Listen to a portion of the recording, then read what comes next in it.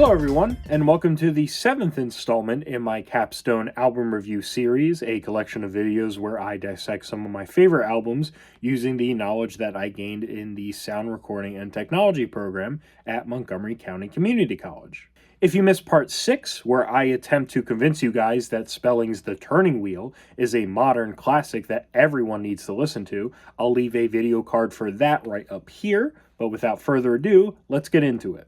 As we head into this installment of the Capstone album review series, I'm going to start talking about some of the albums that I've shown the most appreciation for recently, all of which dive a bit more into the realm of experimentation, atypical song structures, and are all in some way albums that I feel connect with me more on a personal level than anything I've discussed previously. The first of these, and the album I've chosen for today, is currently my favorite album of all time. The one I'm referring to, of course, is the sophomore album from Godspeed You Black Emperor, Lift Your Skinny Fists Like Antennas to Heaven. Godspeed You Black Emperor is a collective that formed out of Montreal in the mid-90s, and is often considered one of, if not the most important group within the post-rock movement of that decade and beyond. Post-rock is a somewhat broad subgenre of rock music, whereas rock techniques are combined with various different genres like jazz, electronic, ambient, and drone, typically featuring long, drawn-out, or just outright unusual song structures. It's one of my personal favorite genres in large part because of just how diverse it is, with bands like Stereolab combining experimental electronics and krautrock with the comforting presentation of both lounge jazz and indie pop, as well as the politically driven lyricism of punk music. There's also Tortoise, whose early catalog borders on detailed soundtrack with a wide array of percussion and also features a noticeable Latin music influence. Then there's Godspeed You Black Emperor, who consistently puts out the longest pieces of music in this lane thanks to their usage of long, heavy drones, field recordings, and slow, purely instrumental progressive rock builds that reach these intense and noisy crescendos. Now, post-rock should not and cannot be boiled down to these three artists by any means. There are so many more out there with their own unique sound that covering all of them in this video would easily stretch it beyond the hour mark. But none have reached the emotional impact that I have gotten out of Godspeed's best work. The group's been active for just over 3 whole decades by this point, and even recently they've been putting out material that, for me, rivals their most critically acclaimed output. In 2024, they put out what is easily one of my favorite albums in their entire discography, no title as of 13th of February 2024, 28,340 Dead, one that was dedicated to the increasing number of lives lost during the ongoing Palestinian genocide, flawlessly portraying the sense of fear and senseless bloodshed inflicted upon those in Gaza through a crushing combination of noise, destructive drums, and field recordings. Similarly, Lift Your Skinny Fists Like Antennas to Heaven was also an album that spawned from the many fears that contemporary times had been instilling on the general public. Yet, despite it all, there's this uplifting sense of courage, solidarity, and faith in humanity that seeps its way through, reminding us that despite the bleak times we're living in, humanity will prevail through conscious effort and support for your fellow man. The album begins with Storm, the first of 4 multi-part tracks all spanning around 20 minutes in length each. It makes a soft introduction with some light electric guitar work supplying the foundational melody for the song's first major section, supported by a lonely French horn before layers of strings gradually rise into a bright crescendo, filling the air with a sense of joy and celebration as the drums come crashing in like a revolutionary march, and additive tones from the guitars completely fill the empty space. As this crescendo reaches its conclusion, things cycle around back to calm with an entirely new melody serving as the building blocks for an all-new progression, displaying additional string drones and an atmospheric tremolo guitar, all before everything blooms into a spring flower of overwhelming noise, groove, and catharsis. We're only halfway through the first track and already we've reached celestial levels of sonic bliss. It's hard not to get emotional as the song unfolds and becomes this insurmountable wall of love and faith, the latter of which I say specifically given the train of thought that this song is a musical representation of humanity's creation. However, the coast isn't as clear as it may seem, as the hope we're instilled with through the beautiful crescendos mere moments ago is quickly called into question by a suspenseful wall of sound, followed by an equally tense, repetitive rhythm broken up by cymbal crashes and harsh strings, seemingly indicating a turn for the worse. If the joy we once felt was akin to humanity's creation, this moment of bleakness is the Great Flood. The song then fades into field recordings of commercial announcements, followed by a desolate, reverberating grand piano soundtracking the discomfort and fear portrayed by yet another field recording of what sounds to be military propaganda, a stark tone shift as we jump into the sounds of modern day global affairs. Static is where we truly feel the brunt of what we were given only a teaser to at the end of Storm, beginning with a truly unsettling collage of drones and field recordings of what sounds like factories, ships, and slowed down warplanes. The noise only grows louder. Humanity itself is on the brink of catastrophe, seemingly uncertain of when or where it will begin. A continuous static and jet engine ring before we transition into an old audio recording of a religious preacher, supported by the saddest combination of strings and distant guitars I've ever heard in the wide world of post-rock. There is such a palpable sense of dread and hopelessness in this music. We are forced to suffer through the feeling that all will be lost, right up until our greatest fears are confirmed with the next section titled World Police and Friendly Fire. A plucked cello and more layers of strings continuously build, making way for a truly haunting glockenspiel melody, slowly brewing in weight before, at last, Armageddon. Two drummers come barreling in, soundtracking imminent demise as pitch-shifted guitar noise and climactic strings fill the air, but that's not where the worst comes to pass just yet. We're put through an entirely new groove and progression nearly immediately. The tempo increases, the feedback gets louder, and the pitch gets higher. Strings flutter like shaken hearts before it all snaps. The impact is short-lived but packs so much energy that only a short burst was needed to set the world into utter disarray. All that's there to follow is the ringing of large cymbals and scraped metal. There's nothing left, and emotionally we are at an inconceivable low point, left only to confront the destruction that just took place. What little hope there was by the end of Storm had now been completely shattered with the utmost efficiency.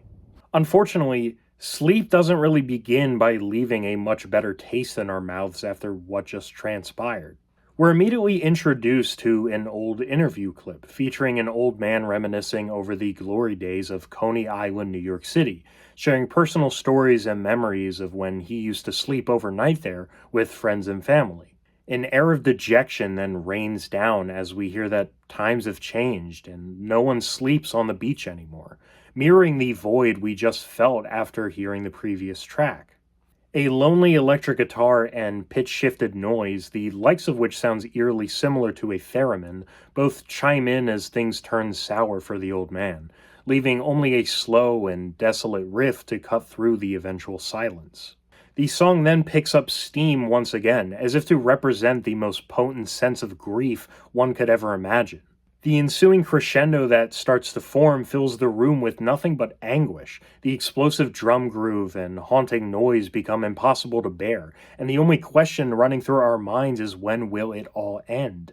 This moment is nothing short of soul-crushing, and every time it comes up, I feel a pit in my stomach all the while not a single lyric has been sung. The sheer power of this track's arrangement is mind-boggling, and the best is still yet to come. Similarly to Storm, we can finally hear the tide shift during the second half of the song. A fast rolling snare and key change turn what was once anguish into mere uncertainty once again. The drums eventually get drowned out by the incessant wall of tones from the guitars. It all then begins to collapse and calm starts to set in once again. Quiet plucking and repeated glockenspiel hits softly brew, only slowly switching notes as we're able to take in all that's occurred so far. Suddenly, hope begins to shine through. There's a feeling that we can rebuild what we once had and eventually prevail over the aftermath of the atrocities that we suffered through. Drums and soft horns set in once again. The tempo once again continues to rise. Remnants of Storm shine through. It isn't over yet. And finally, possibly my favorite moment in any album I have ever heard transpires. A rising string melody and detailed drum groove serve as metaphorical building blocks for humanity. One last progression to soundtrack our grit, determination, and courage. Open hi-hats and cymbal crashes chime in. A low drone begins to fill the room. The strings transition into an uplifting electric guitar melody. At last, a marvelous crescendo takes place. The explosive drums and overwhelming tones that were once a symbol for despair now symbolize our power as one unified force against war and calamity. And I am left speechless and choked up over just how powerful this message lands with me. Someone who, like many others, has only been a spectator to modern tragedies, conflicts, and even genocide for years on end and feeling utterly hopeless. This song, by no stretch of the word, is a masterpiece. And nothing I have ever heard in my life sounds anything even remotely like it. It is a one-of-a-kind, beautiful piece of music. Like Antennas to Heaven, the closest this album has to a self-titled track and the closer to it is our long-awaited reward, Peace. It begins with a low-fidelity recording of a folk song written by band member Ephraim Menoch, followed by swirling ambiance, reverberated chimes that warp like old VHS tape, and a conversation between children. This track features some of the prettiest ambiance of the whole record, but just as we get used to the stillness of it all, the song erupts immediately into post-rock catharsis once again, no build-up necessary this time. It feels so similar to the feeling that Storm presented in its first half, though this time with the added context of becoming victorious over a seemingly insurmountable level of devastation and grief. The relief and sheer sense of love in it is overwhelming, even if it's another short-lived burst of energy. Thankfully, there's one more journey that needs to be taken, and the song's final progression feels as conclusory as anyone could have hoped for, as if to tell us outright, look what we are capable of together as one. The drum groove feels very reminiscent to the climax of Sleep. The strings sweep you off your feet, and the glockenspiel adds a brilliant color to the overall tone of the track. It's such a glorious celebration of the journey we've been on since the very beginning. And lastly, it all fades out with a spacious drone like no other, with what sounds like a distant choir performing hundreds of feet into a deep tunnel. I love how loud it all eventually becomes, becoming so overwhelming that you begin to question if you're still on Earth or if you've passed away and are on your way to the afterlife. A feeling that's only added onto with the eventual layers of reverse reverbed electric guitar chords and what I assume is an assortment of reeds. This part of the track genuinely rivals any great ambient record I've ever heard. It's downright gorgeous. As much as I hope to do this album any justice with my descriptions of its sound, progression, and emotional impact, there really isn't any comparable method of experiencing it to just listening to it yourself, which I encourage everyone to do at the highest order. The band pretty recently removed all their material from streaming, so I highly suggest giving the album a listen over on Bandcamp, or if you got the money to spare for it, buying the CD or vinyl, which the latter of I can certainly vouch for the quality of. I hope I was able to convey to you guys why this album continues to sweep me off my feet with every listen, and why I still consider it my favorite album of all time. I've been thinking about the concept of sending music out into space pretty recently, something that we actually achieved with the Voyager 1 and Voyager 2 spacecraft missions back in the 70s. And I think if I were to choose one record to go out into space with the hopes of aliens finding it one day and getting to experience it, I would choose Lift Your Skinny Fist Like Antennas to Heaven. Aside from its impeccable instrumental performances, I think it acts as a brilliant musical representation of humanity as a whole, its history, its shortcomings, and its ability to persevere despite seemingly impossible odds. Whether or not the band had intended for it to be felt this way, I think this album feels larger than life, and it gives me a powerful sense of hope that despite the grim visions of the future that have been laid out for us, we as a people will come together, fight, and win against greed, authority, fascism, disease, whatever it may be. I really hope I was able to convince you guys to go and give it a listen because it really is just that great of an album experience to me. But if you have already, let me know what you guys think of it down in the comments below and if you enjoy it just as much as I do. The next video is going to cover the loudest of any album I'll be reviewing in this series, and one by a certain duo that's become a personal favorite of mine very recently. I hope you're all just as excited as I am, so I will see you all in the next one.